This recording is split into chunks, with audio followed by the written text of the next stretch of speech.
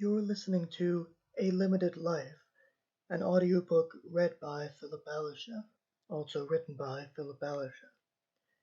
If you'd like to actually read along to the text as read here, there's a link in the description of this video which will take you to the blog post that I'm reading from. Too lazy or too stubborn to properly button up his coat, he drew the left half over him like a cover, flattening the snow on the street with his thick-soled boots. Whenever he had to use more than one hand, he showed the shirt he had on underneath and exposed it to the cold. This morning he had circled his car slowly, trying to figure out what was wrong with it. Opening the hood revealed no problems he could see. As much as he tried, all the time he spent figuring was for nothing. He had to take the bus while the mechanic did his repairs. This didn't change anything about his schedule except the speed at which he did it. He went to all his appointments, medical and otherwise, then got his groceries last, so that they wouldn't spoil on the way back. That was a little longer now. Just as this changed the way he made his journey, so too did other events determine where he went. To put it in less poetic terms, he was a man who could hold a grudge. For decades and decades, he had visited a different doctor because Dr. Sheffield had done him wrong. Every time John drove past his practice, he would remember what had happened. As a universal donor, John made a point of donating blood. Once, only once, had the doctor screened his blood for HIV, not that there was any actual risk for him, and gotten a false positive. This was back when HIV meant not only physical death, but social death too. To John, this test result was an accusation. He asked what the doctor meant. Dr. Sheffield asked what could possibly be unclear about this. John loudly asked the doctor not to answer his question with another question. The doctor tried to calm him. He knew John well enough to say there was nothing to fear. A second test would prove it. This time, John got a negative. Although nobody had blamed him, John still got angry, as if the first result were an insult against him instead of a mishap that could have happened to anyone. Well, he had nothing against the good people who needed his help, but he wouldn't give blood here. Then he'd left more quietly than his tone implied. The bus took a different route. John was spared remembering all this. Some other circumstances changed who he traveled with. Mark Davidson, an acquaintance whom he had disliked from the outset for having a first name for a last name, sat in the seat beside him. Mark had a car of his own, but went with John. John let him. Both liked company. They didn't meet often, but incidents such as this one helped to renew their relationship, distant as it was, keeping it alive until the next time they met.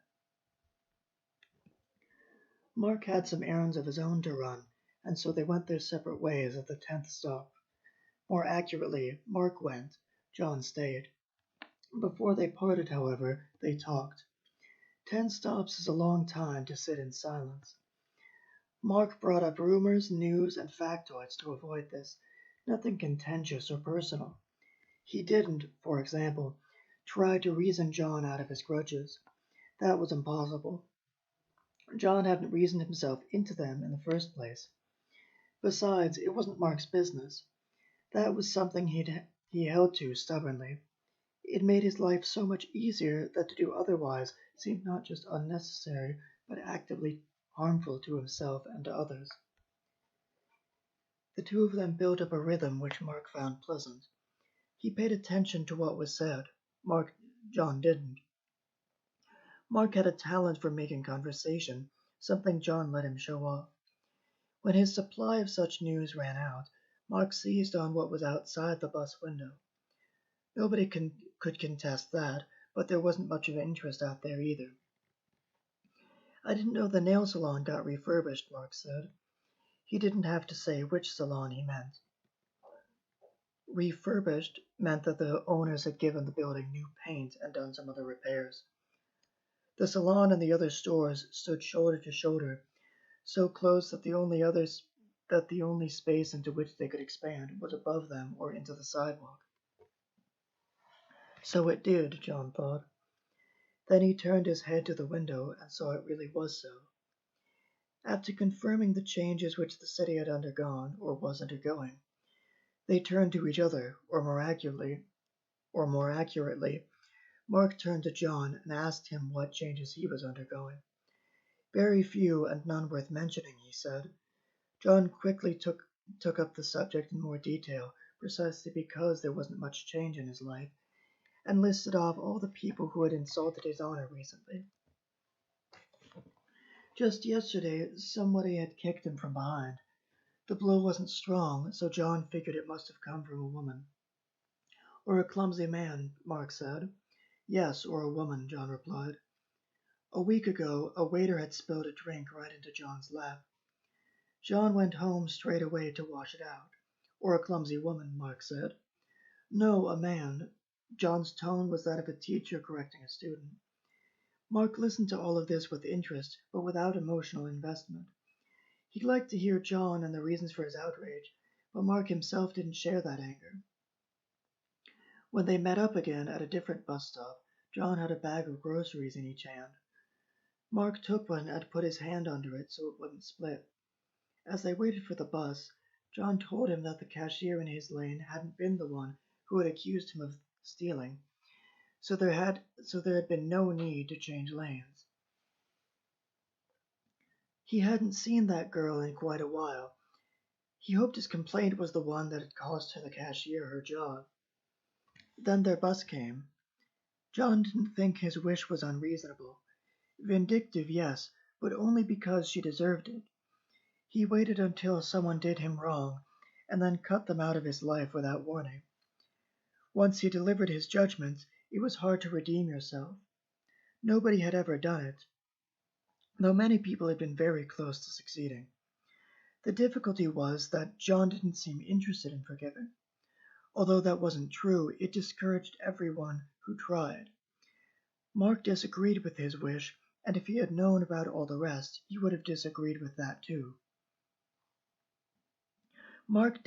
John did forgive his friends, but becoming a friend took effort. It required no grand gestures, just the patience to listen to what he had to say. If you did that, he would repay your respect. Mark was doing just that, although he had no designs on winning anyone over. So you see, John's relationships were regulated by two codes, one for friends and another for all others. John wasn't aware of this system. He only knew whether he considered someone a friend or not. The reason why was impossible for him to explain.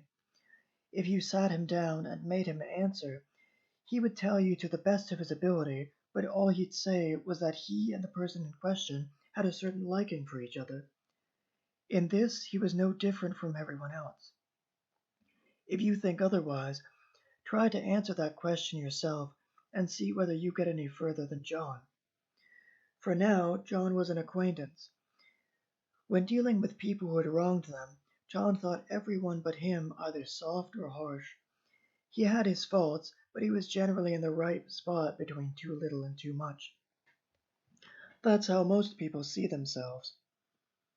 Making forgiveness so hard to get only works, if it ever does, when others need you more than you need them. That wasn't true of John, or of most other people who were as quick as he was to take up a grudge and just as slow to let go of one. Stop being so sensitive, his mother would say. At other times, she complained he was soft, although he didn't cry easily. As the years went by, more and more people insulted him.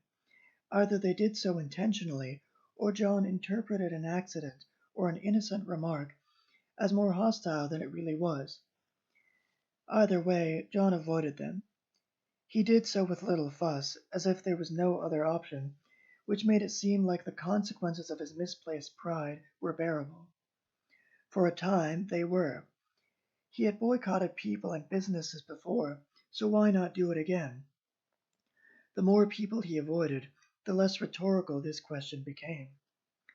He soon met Mark again and rattled off a new list of people who had insulted him for the last time, he said, as if they had ever done so before.